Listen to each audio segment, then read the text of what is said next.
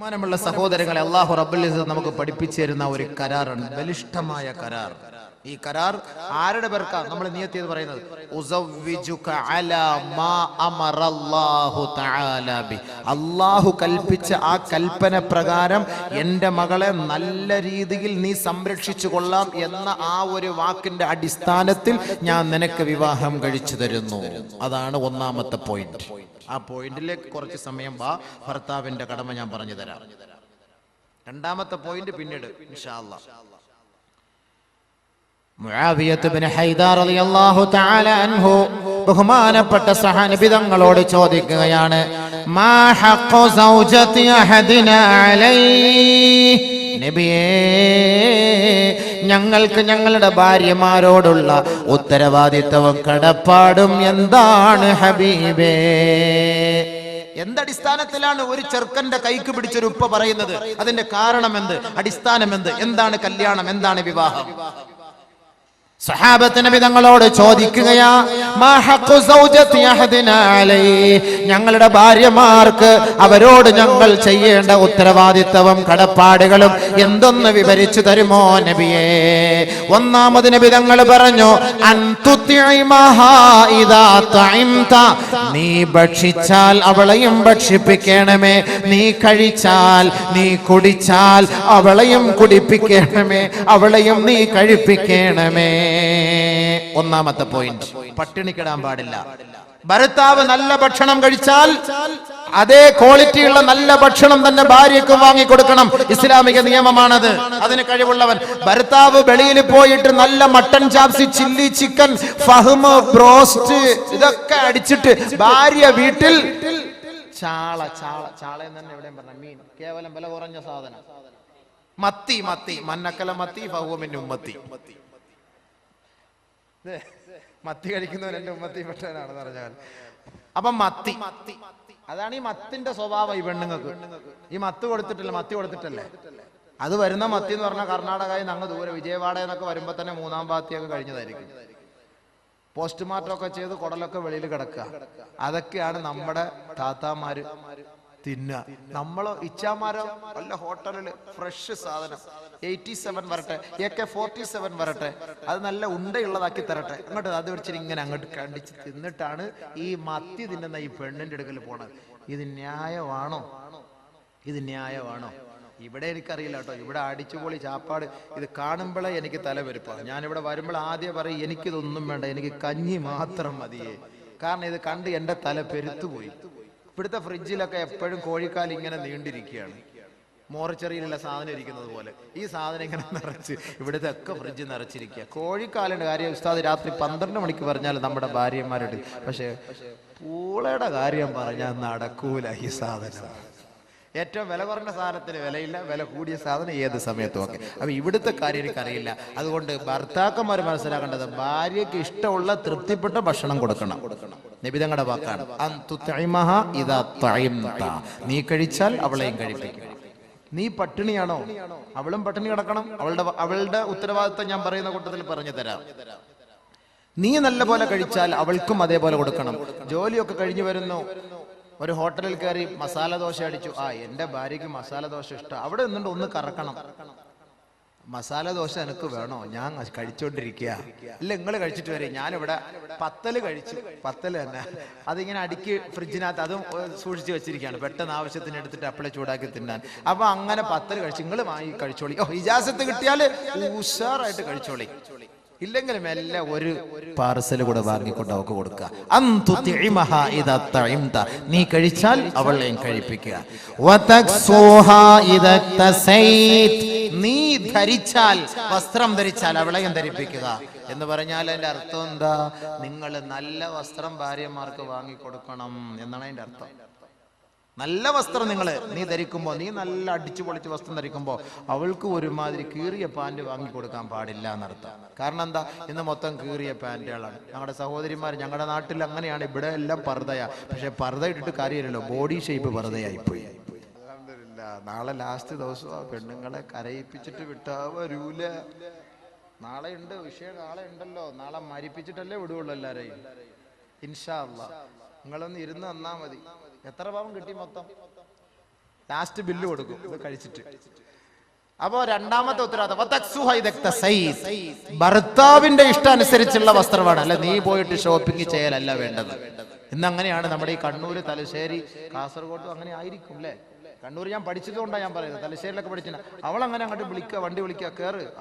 അവൾക്ക് അങ്ങനെ എന്തായിരിക്കും അതിന്റെ അവസ്ഥ എന്ന് ഞാൻ പറഞ്ഞു തരാം. ഞാൻ ആയത്ത് ഹദീസ് പോയി തന്നെ പറയുള്ളൂ. ഞാൻ വെറുതെ ഞാൻ പറയില്ല, മനസ്സിലായിക്കോ. നബിതങ്ങളുടെ വാക്ക്. സ്വർഗത്തിൽ പോണോ? നമ്മൾ ഒരുമിച്ച് കൂടിയതും ഈ കല്യാണം എന്തിനാണ്? സ്വർഗത്തിൽ പോകാനല്ലേ, അല്ലാതെ ഇവിടെ അടിച്ചു പൊളിക്കാനാണോ? അല്ല, സ്വർഗത്തിലെത്താനാണ്. അതിനുള്ള വഴികളാണ് ഞാൻ പറഞ്ഞു തരുന്നത്. സ്വസ്ഥമായിട്ട് ഇരുന്നതാ പറഞ്ഞു തരാം ഇൻഷാ അല്ലാഹ്. അപ്പൊ രണ്ടാമത് വസ്ത്രം ഭർത്താവ് വാങ്ങിക്കൊടുക്കണം. ഭർത്താവിന്റെ തൃപ്തിക്കുള്ള വസ്ത്രമാണ് ഭാര്യയ്ക്ക് നമ്മൾ വാങ്ങിക്കൊടുക്കേണ്ടത്. ഇന്ന് ഒരുമാതിരി ഇറുകിയ വസ്ത്രം എന്നൊക്കെ പറഞ്ഞാൽ ആദ്യം ഗ്രീസ് പുരട്ടണം ശരീരത്തിൽ. ഗ്രീസ്, വണ്ടിയുടെ ഗ്രീസ് പറ്റല്ലേ താഴോട്ട് പോകുള്ളൂ. അത്രയ്ക്ക് ഇറുകിയ വസ്ത്രങ്ങളാണ് ഇന്ന് നമ്മുടെ സഹോദരിമാര് ധരിക്കുക. ഒന്നാമത് കൊടും ചൂട്. കാസർഗോഡ് ജില്ലയിൽ, ഞങ്ങളുടെ നാട്ടിൽ നല്ല മഴ. അള്ളാഹു ഈ നാട്ടിൽ നീ മഴ കൊടുക്കണേ പടച്ചവനെ. വെള്ളമില്ല, പള്ളിയിലൊന്നും വെള്ളമില്ല. പരിപാടി ഞങ്ങൾക്ക് ഒരു ദിവസം ക്യാൻസൽ ആയാലും കുഴപ്പമില്ല, നീ നല്ല മഴതാ പടച്ചവനെ. റബ്ബേ, റഹ്മാനായ റബ്ബേ. അത് സങ്കടരാമ്യം പറയൂല. അതെന്താ നിങ്ങൾ ആമ്യം പറയാത്ത? നമ്മുടെ അബ്ബാസിക്ക നിങ്ങളെന്താ ആമ്യം പറയാത്ത? മഴയുടെ കാര്യം പറഞ്ഞപ്പോ ഞാൻ ഇന്ന് തുടക്കത്തിലെ ദുആയിരുന്നു മഴയ്ക്ക് വേണ്ടി. അള്ളാഹു ഭയങ്കര ചൂട്, അള്ളാഹു നീ മഴ നൽകണേ പടച്ചവനെ. അത് വലിയ അനുഗ്രഹമാണ് റഹ്മാനെ. ഈ ആയിരങ്ങൾ ഒരുമിച്ച് കൂടി ഈ പുണ്യമായ സദസ്സിൽ അവരുടെ ബർക്കത്ത് കൊണ്ട്, ഈ ഇൽമിന്റെ ബർക്കത്ത് കൊണ്ട് റഹ്മാനെ ഈ നാട്ടിൽ നീ മഴയും വെള്ളവും നൽകി അനുഗ്രഹിക്കണേ റബ്ബേ. നിന്റെ കുതിർത്ത് കൊണ്ട് നീ അനുഗ്രഹിക്കണേ റബ്ബേ. വെള്ളമില്ല പടച്ചവനെ. കുട്ടികളും കാലികളും വൃക്ഷങ്ങളും സസ്യങ്ങളും എല്ലാം ദാഹിക്കുന്നു പടച്ചവനെ, കഷ്ടപ്പെടുന്നു റബ്ബേ. നിന്റെ അനുഗ്രഹം ഒന്ന് ചൊരിയണേ നാഥ. എത്രയോ മഹാന്മാർ അന്ത്യവിശ്രമം കൊള്ളുന്ന നാടാണ് പടച്ചവനെ. റബ്ബേ, നിന്റെ അനുഗ്രഹം നീ നാട്ടിലേക്ക് ചൊരിയണേ പടച്ചവനെ. നീ കബൂലാക്കണേ അല്ലാഹുവേ. ഞങ്ങളുടെ പാവങ്ങളെല്ലാം നിന്റെ മുന്നിൽ പറഞ്ഞ് ഞങ്ങൾ പശ്ചാത്തപിക്കുന്നു അല്ലാഹുവേ. നീ ഞങ്ങളോട് കരുണ കാണിക്കണേ പടച്ചവനെ. ഞങ്ങളുടെ കുട്ടികളോട്, ഞങ്ങളുടെ മൃഗങ്ങളോട്, ഞങ്ങളുടെ സസ്യങ്ങളോട്, ഞങ്ങളുടെ വൃക്ഷങ്ങളോട് നീ കരുണ കാണിക്കണേ അല്ലാഹുവേ. ഞങ്ങൾക്ക് ആവശ്യമായ അനുകൂലമായ നിലയുള്ള മഴയും വെള്ളവും നൽകി ഞങ്ങളെ നീ സമാശ്വസിപ്പിക്കുകയും സന്തോഷിപ്പിക്കുകയും ചെയ്യണമേ തമ്പുരാനെ. ഇടയ്ക്ക് ഇങ്ങനെ ദുആയിരുന്നോളി, അത് കബൂലാവും ഇൻഷാ അല്ലാഹ്. നമുക്ക് മഴ കിട്ടിയ വലിയ സന്തോഷമല്ലേ. അള്ളാഹു അത് കബൂലാക്കി തരുമാറാകട്ടെ. കാരണം നമ്മൾ ഒരുപാട് പെൺകുട്ടികളുടെ കണ്ണുനീരൊപ്പുന്നതിന് വേണ്ടിയുള്ള പരിശ്രമമാണ് നമ്മൾ ഇവിടെ നടത്തുന്നത്. അപ്പൊ അതിന്റെ പേരിൽ അള്ളാഹു നമ്മളെ സഹായിക്കും. വലിയ സഹായം അള്ളാഹു നമുക്ക് തരുന്നു. അതിന്റെ പേരിൽ അൽഹംദുലില്ലാഹ് അള്ളാഹു നമുക്ക് വെള്ളം തരും, യാതൊരു സംശയവുമില്ല. നിങ്ങൾ ധൈര്യമായിട്ടിരുന്നോളി. അപ്പോൾ ഭർത്താവിന്റെ അനുവാദമില്ലാതെ പോയി വസ്ത്രം എടുക്കരുത്. ഒരു ഭർത്താവ് ഇഷ്ടപ്പെടുന്ന വസ്ത്രം. അപ്പോൾ മോഡേൺ വസ്ത്രം വാങ്ങിക്കൊടുക്കാതെ അവളുടെ ഔറത്ത് മറഞ്ഞു കിടക്കുന്ന മാന്യമായ വസ്ത്രം ഭർത്താവിന്റെ അനുവാദത്തോടുകൂടി ഭർത്താവ് വാങ്ങിക്കൊടുക്കട്ടെ. രണ്ടാമത്തെ ഉത്തരവാദിത്വം.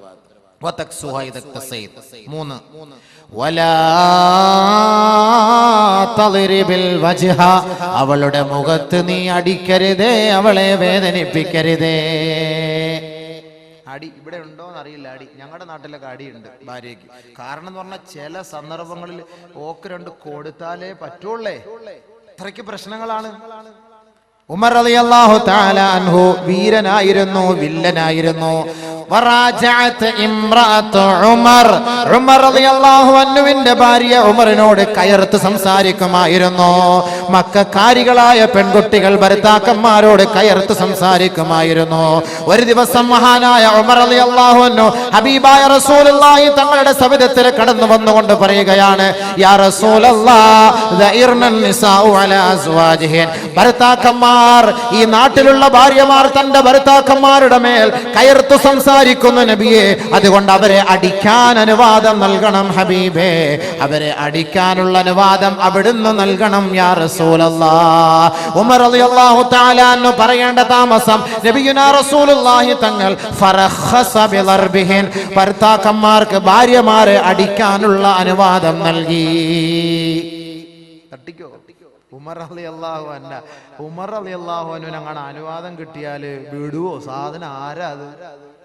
കാഞ്ഞങ്ങാട്ട് നിന്ന് കാസർകോട്ടേക്ക് ഉമർ റളിയല്ലാഹു അൻഹു വരുന്നു. കാസർകോട്ടിൽ നിന്ന് കാഞ്ഞങ്ങാട്ടേക്ക് ശൈത്താൻ വരുന്നു പറഞ്ഞാല് ശൈത്താൻ കാസർകോട്ട് നിന്ന് മംഗലാപുരം വഴി നേരെ ബാംഗ്ലൂരോ മൈസൂറോ ചാടിക്കളയും. കാരണം എന്താ? ഉമറിനെ പേര് കേട്ടാ തന്നെ പേടിയാ ശൈത്താൻ. ആ ഉമർ റളിയല്ലാഹു അൻഹുവിന്റെ കൈപ്പത്തിയുമായി വരികയാണ്. എന്തിന്? അടിക്കാൻ. കൊടുത്തില്ലേ അടി ഭാര്യമാരെ. ആടി മക്കാരായ സഹാബാക്കള് മുഴുവൻ അങ്ങോട്ട് തുടങ്ങി ആടി ഭാര്യമാരെ. എന്ന് പറഞ്ഞാൽ കയർത്തങ്ങോട്ട് സംസാരിക്കണം. ഇന്നും അറബിച്ച് പെണ്ണുങ്ങളുടെ സ്വഭാവം അറിയോ? ഗൾഫിൽ പോകുന്ന പെൺകുട്ടികൾ, ഗൾഫിൽ പോകുന്നവർക്കറിയാം അവിടുത്തെ പെണ്ണുങ്ങളുടെ സ്വഭാവം. അറബികൾ പൈസ ആദ്യം വാങ്ങിയിട്ട് പൈസ കൊണ്ടുപോകുന്ന ഉടനെ പോക്കറ്റിൽ നിന്ന് ആദ്യം എന്ന് പറഞ്ഞിങ്ങനെ ഒറ്റ പിടിയാ. അതിനു മുമ്പ് 5000-16 റിയാൽ കിട്ടിയാൽ ഒരു 4000 റിയാൽ വണ്ടിയുടെ സീറ്റിൽ ഒളിപ്പിച്ച് വെക്കും ഭർത്താക്കന്മാര്. 6000 റിയാൽ പോക്കറ്റിൽ വെക്കും. കാരണം എന്താ, പോയ ഉടനെ കയറിഞ്ഞ് പിടിക്കും. അത് അങ്ങനെയാണ് അവിടെ. അപ്പൊ അത്രയ്ക്കും കയർത്ത് അറബികളുടെ ഒരു സംസ്കാരമായിരുന്നു. അങ്ങനെ കയർത്ത് സംസാരിക്കുമായിരുന്നു. ഭാര്യമാരങ്ങനെ കയർത്ത് സംസാരിച്ചു. ഭർത്താക്കന്മാർ അടിയും തുടങ്ങി. രക്ഷയില്ല. ഒരു ദിവസം അതാ പാതിരാത്രി അള്ളാഹുവിന്റെ റസൂലിന്റെ വീട്ടിലേക്ക് സ്ത്രീകളുടെ മാർച്ച്. ജാനു അല്ല ആദ്യം മാർച്ച് ചെയ്തത്. ജാനു ഒന്നും അല്ല ആദ്യം മാർച്ച് ചെയ്തത്. അട്ടപ്പാടിയിലെ ജാനുവാണോ മാർച്ച് ചെയ്തത്? നിങ്ങൾ അറിഞ്ഞോ? അല്ലല്ലല്ല. ലഖദ് താഫ ബിആലി ബൈതി മുഹമ്മദിൻ സ്വല്ലല്ലാഹു അലൈഹി വസല്ലം യഷ്കൂന അസ്വാജഹുൻ. ഒരു ദിവസം പാതിരാ സമയമെത്തിയപ്പോൾ ആയിഷ ബീവിയുടെ വീടിന്റെ ജുമ്മറപ്പടി നിറയെ സ്ത്രീകൾ ബഹുമാനപ്പെട്ട നബിയുനാ റസൂലുള്ളാഹി തങ്ങളുടെ മുബാറക്കായ വീടുകൾ വലയം ചെയ്തുകൊണ്ട് സ്ത്രീരത്നങ്ങൾ അതാ സിന്ദാബാദ് വിളിക്കുകയാ. ആരെ കുറിച്ച്? വീടില്ല, വസ്തുവില്ല, ഭൂമിയില്ല, ഞങ്ങൾക്ക് പട്ടയമില്ല, വെള്ളമില്ല, മണ്ണെണ്ണയില്ല, റേഷനറി ഇല്ല, അതൊക്കെ ഞങ്ങൾക്കുണ്ട്. യഷ്കൂന അസ്വാജഹുൻ. തന്റെ ഭർത്താക്കന്മാരെ കുറിച്ചുള്ള പരാതിയാണ്. നബിയേ, മഹദിയേ, ഞങ്ങളുടെ ഭർത്താക്കന്മാർ ഞങ്ങളെ വല്ലാണ്ട് തല്ലുന്നു, അതിനുള്ള പരിഹാര മാർഗം കാണണം. അള്ളാന്റെ റസൂലിനോട് ആയിഷ ബീവി പറഞ്ഞു, ഇതാ ഈ സ്ത്രീ സമൂഹം വന്നുകൊണ്ട് അവരുടെ ആവലാദികൾ പറയുന്നു, നബിയെ, അവരുടെ ഭർത്താക്കന്മാർ അവരെ വേദനിപ്പിക്കുന്നു, അടിക്കുന്നു എന്ന പരാതിയുമായി വന്നിരിക്കുകയാ. അള്ളാന്റെ റസൂൽ പരസ്യ പ്രഖ്യാപനം നടത്തുകയാ. ലൈസ ഉലൈക ബിഖിയാരിഹിം. ഭർത്താക്കന്മാരെ, ഭർത്താക്കന്മാരെ, നിങ്ങൾ ആരെങ്കിലും തങ്ങളുടെ ഭാര്യമാരെ അടിക്കുന്നുവെങ്കിൽ അവർ നല്ല സംസ്കാരമുള്ളവരല്ല, അവർ നല്ലവരെ അല്ല, അവർ നല്ലവരെ അല്ല. അടിക്ക് പരിസമാപ്തി കുറിച്ചുകൊണ്ട് നബിയുനാ റസൂലുള്ളാഹി തങ്ങൾ ഓർഡിനൻസ് പുറപ്പെടുവിച്ചു. മാത്രമല്ല, ഹബീബായ റസൂലുള്ളാഹി തങ്ങൾ വീട്ടിൽ നിന്ന് ഇറങ്ങി വന്ന് എണ്ണി നോക്കിയപ്പോൾ 70ഓളം പെൺകുട്ടികളാണ് പാതിരാ സമയത്ത് ഭർത്താക്കന്മാരുടെ പീഡനത്തിന് ഇരയായി നബി തങ്ങളുടെ സെക്രട്ടേറിയറ്റിന് മുന്നിൽ മാർച്ചുമായി വന്നത്. പാതിരാ സമയത്ത് 70ഓളം പെണ്ണുങ്ങൾ. നബി തങ്ങൾ സല്ലല്ലാഹു അലൈഹി വസല്ലമ തങ്ങൾ പറഞ്ഞു, വലാ തളിരിബിൽ വജ്ഹ. പെണ്ണിന്റെ മുഖത്ത് നിങ്ങൾ അടിക്കരുത്. വലാ തുഖബ്ബിഹ്. അവളെ മോശമായി പറയരുത്. ഭർത്താക്കന്മാരെ മനസ്സിലാക്കി നബി തങ്ങളുടെ കുടുംബ ജീവിതത്തിലേക്ക് അല്പം ഒന്ന് ശ്രദ്ധിക്കുക. ഭർത്താവിന്റെ കടമ. ഒരു ദിവസം ഉമറിന്റെ ഭാര്യ ഉമറിനോട് കയർത്ത് സംസാരിച്ചു. ഉടനെ ഉമർ റളിയല്ലാഹു തആല അൻഹു ചോദിച്ചു, എടി മണ്ടി പെണ്ണെ, നീ എന്നോട് നീ കയർത്ത് സംസാരിക്ക? അത്രയ്ക്കും നീ അങ്ങോട്ട് വലിയ ആളായ? എന്നോട് കയർത്ത്? ഞാൻ ആര്? ഉമർ. എന്നോട് നീ കയർത്ത് സംസാരിക്കുകയോ? ഉടനെ ഉമർ റളിയല്ലാഹു അൻഹുവിന്റെ ഭാര്യ പറയുകയാ, ഇന്ന അസ്വാജ റസൂലില്ലാഹി സ്വല്ലല്ലാഹു അലൈഹി വസല്ലമ യുറാജിഉനഹു വയഹ്ജുർനഹു യൗമൻ ഇലൽ ലൈൽ വഹുവ ഖൈറും മിൻക. നിങ്ങൾ പോ മനുഷ്യ. നബിതങ്ങളുടെ ഭാര്യമാർ അവര് അള്ളാന്റെ റസൂലിന്റെ മുന്നിൽ കയർത്ത് സംസാരിക്കുന്നു, അവരോട് ഒരു ദിവസം വരെ മിണ്ടാതെ ഇരിക്കുന്നു. നിങ്ങളെക്കാൾ എത്രയോ പോരിശമുള്ള മനുഷ്യനാ ആ മനുഷ്യന്റെ ഭാര്യമാര്, അവരോട് കയർത്ത് സംസാരിക്കുന്നത്. പിന്നെ നിങ്ങൾ പോയി മനുഷ്യ. എന്റെ മകളെയാണ് നബിതങ്ങൾ വിവാഹം കഴിച്ചത്, ഹഫ്സ. എന്റെ മകൾ നബിതങ്ങളോട് കയർത്ത് സംസാരിക്കുകയോ? പെട്ടെന്ന് ചിന്ത വന്നതാണ്. അല്ല, ഭാര്യയെ താക്കീത് ചെയ്യാൻ നിന്നില്ല. നബിതങ്ങളുടെ ഭാര്യയായ ഹഫ്സ ബീവി നബിതങ്ങളോട് കയർത്ത് സംസാരിക്കുകയോ? അള്ളാഹുവിന്റെ റസൂലിന്റെ പ്രിയപ്പെട്ട തോഴനായ ഉമർ റളിയല്ലാഹു അൻഹു പരസ്യമായി വിളിച്ചു പറഞ്ഞു, ഖാബത്ത് ഹഫ്സതു വഖാബത്ത് ഹഫ്സതു വഖസിറത് ഇൻ തുറാജഅതുഹു. നബീന റസൂലുള്ളാഹി തങ്ങളുടെ പ്രിയപ്പെട്ട ഭാര്യ ഹഫ്സ, എന്റെ മകൾ അവള് തൊലഞ്ഞത് തന്നെ, അവള് നശിച്ചത് തന്നെ, അവൾ നബി തങ്ങളോട് കയർത്ത് സംസാരിച്ചിട്ടുണ്ടെങ്കിൽ തൊലഞ്ഞത് തന്നെ. നേരെ ഉമർ റളിയല്ലാഹു തആല അൻഹു ബഹുമാനപ്പെട്ട പ്രവാചകന്റെ സവിധത്തിലേക്ക് ഹഫ്സ ബീവിയുടെ വീട്ടിലേക്ക് ഉമർ റളിയല്ലാഹു അൻഹു കടന്നു വരികയാണ്. ഉമർ റളിയല്ലാഹു അൻഹു ഇവിടെ ശ്രദ്ധിക്കേണ്ടത് ഒരു കാര്യം, ഭാര്യമാർ, നമ്മുടെ പെൺകുട്ടികളെ ഉപ്പമാർ ഉമ്മമാർ വിവാഹം കഴിപ്പിച്ച് അയക്കുമ്പോ പെൺകുട്ടിയുടെ ഭാഗത്തു നിന്ന് വല്ല അപാകതകൾ വന്നാൽ ഉപ്പമാർ പരിഹരിക്കണം എന്നതിന്റെ തെളിവാണ് ഉമർ റളിയല്ലാഹു അൻഹു ഇവിടെ നമുക്ക് ചർച്ച ചെയ്ത് പഠിപ്പിച്ചു തരുന്നത്. ഉമർ റളിയല്ലാഹു തആല അൻഹു നേരെ വന്നു ഹഫ്സ ബിയുടെ അരികിലേക്ക് വന്നു. ഹഫ്സയെ വിളിച്ചിട്ട് പറഞ്ഞു, യാ ഹഫ്സ, എടി പെണ്ണെ ഹഫ്സ, ലാ തഗ്തറി ബിബ്നതി ഇബ്നി അബി ഖുഹാഫ. ആയിഷ എന്ന് പറയുന്ന അബൂ ഖുഹാഫയുടെ മകൻ അബൂബക്കറിന്റെ മകൾ ആയിഷ നിന്നെ വഞ്ചിതയാക്കാതിരിക്കട്ടെ. ഫഇന്നഹാ ഹിബ്ബു റസൂലില്ലാഹി സ്വല്ലല്ലാഹു അലൈഹി വസല്ലം. അവൾ നബി തങ്ങളുടെ പ്രിയങ്കരിയാണ്. ഒരുപക്ഷെ ആയിഷ ബീവി നബി തങ്ങളോട് കയർത്ത് സംസാരിച്ചിരിക്കാം. അത് കണ്ടിട്ട് ഉമറിന്റെ മകൾ ഹഫ്സ, നീ നബി തങ്ങളോട് കയർത്ത് സംസാരിച്ചു പോകരുത്. വഖവഫഹാ അനിൽ മുറാജഅ. ഉമർ റളിയല്ലാഹു തആല അൻഹു ഹഫ്സ ബീവിയെ താക്കീത് ചെയ്തു, ഭയപ്പെടുത്തി. ഇനി മേലിൽ നബി തങ്ങളോട് കയർത്ത് സംസാരിക്കുകയോ നബി തങ്ങളോട് ഒരാവശ്യം ഉന്നയിക്കുകയോ ചെയ്യരുത്. നിനക്ക് ആവശ്യമുള്ളത് എന്താണോ അത് നീ എന്നോട് ചോദിക്കുക, ഞാൻ നിനക്ക് വാങ്ങിത്തരാം. നബി തങ്ങളോട് നീ ചോദിക്കാൻ പാടില്ല. ഉമർ റളിയല്ലാഹു തആല താക്കീത് ചെയ്തു. ആയിഷ ബീവി നബി തങ്ങൾ ഭയങ്കര ഗുലാനത്വ, ഭയങ്കര മഹബത്ത, ഭയങ്കര സ്നേഹം, ലവ് ബേർഡ്സ് പോലെ ഭയങ്കര മഹബത്ത. ബാക്കിയുള്ളവരുടെ മുഹബത്ത് ഇല്ല എന്നല്ല അതിന്റെ അർത്ഥം, അത് മനസ്സിലാക്കണം. ചില ആളുകൾക്ക് ചിലരോട് ഇത്തിരി മുഹബത്ത് ഉണ്ടല്ലോ, അത് എത്രത്തോളം ഒക്കെ ആണെങ്കിലും വലൻ തസ്തതിഉ അൻ തഅദിലു ബൈനൻ നിസാഇ വലൗ ഹറസ്തും. നിങ്ങൾ എത്ര ആഗ്രഹിച്ചാലും എല്ലാരെയും അങ്ങോട്ട് ഒരേപോലെ അങ്ങോട്ട് അഡ്ജസ്റ്റ് ചെയ്ത് കൊണ്ടുപോകാൻ അത് ഇത്തിരി ബുദ്ധിമുട്ടാണ്. പക്ഷേ ബാഹ്യമായ നിലയിൽ എല്ലാവരെയും ഒരേ കണ്ണുകൊണ്ടായിരിക്കും നബി തങ്ങൾ കണ്ടിട്ടുള്ളത്, കാണുന്നത്, പ്രവർത്തിച്ചിട്ടുള്ളത്. സ്നേഹം അത് ചിലരോട് ഒരു ഇത്തിരി അല്പസ്നേഹം കൂടും, അതുകൊണ്ട് ബാക്കിയുള്ളവരോട് സ്നേഹം ഇല്ല എന്നല്ല അതിന്റെ അർത്ഥം. ഭർത്താക്കന്മാരുടെ ഉത്തരവാദിത്തം, ഭാര്യമാരുടെ കടമ നാളെ പറഞ്ഞാൽ മതിയല്ലോ. ഭർത്താക്കന്മാരുടെ പറഞ്ഞു തീരുമ്പോഴത്തേക്ക് ഏകദേശം സമയമാകും. ഭാര്യമാരുടെ നാളെ പറഞ്ഞിട്ട് മരിച്ചില്ലെങ്കിൽ നമുക്ക് കുറച്ചുകൂടെ ജീവിക്കാം, അല്ലെങ്കിൽ നമുക്ക് ഇനി അടുത്ത ദിവസം നമുക്ക് വീണ്ടും നമുക്ക് മരിപ്പിക്കാൻ ഒരു സദസ്സ് സംഘടിപ്പിക്കാം. ഇത് ആദ്യം പറയട്ടെ, സ്വസ്ഥമായിട്ട് പറയാം. കുറച്ച് പറയാമല്ലോ, ഒരു 10, 10:30, 10:45 വരെ നമുക്ക് ആണുങ്ങളുടെ കുറച്ച് കല്യാണം നടക്കാൻ പോകും. മഹറിന് വന്നിട്ട് നെയ്ച്ചോറും കോഴി ബിരിയാണി അടിച്ചിട്ട് പോയിട്ട് കാര്യമില്ല. എന്താണ് കല്യാണം എന്ന് പറയണമല്ലോ. ഇവർ ഈ തന്ന ഫുലൂസിനൊക്കെ കാരണം ഉണ്ടാവണമല്ലോ. അതുകൊണ്ട് നല്ലപോലെ ശ്രദ്ധിച്ചോളി. എങ്ങനെയായിരിക്കണം ഒരു കുടുംബ ജീവിതം, ഭാര്യ ഭർത്തൃ ബന്ധം എങ്ങനെയായിരിക്കണം? ഒരു ഉപ്പ ഒരു ഉമ്മ മകളെ വിവാഹം കഴിപ്പിച്ച് അയച്ചാൽ എങ്ങനെയായിരിക്കണം അവളോടുള്ള സമീപനം ഒന്ന് ശ്രദ്ധിച്ച് മനസ്സിലാക്കുക.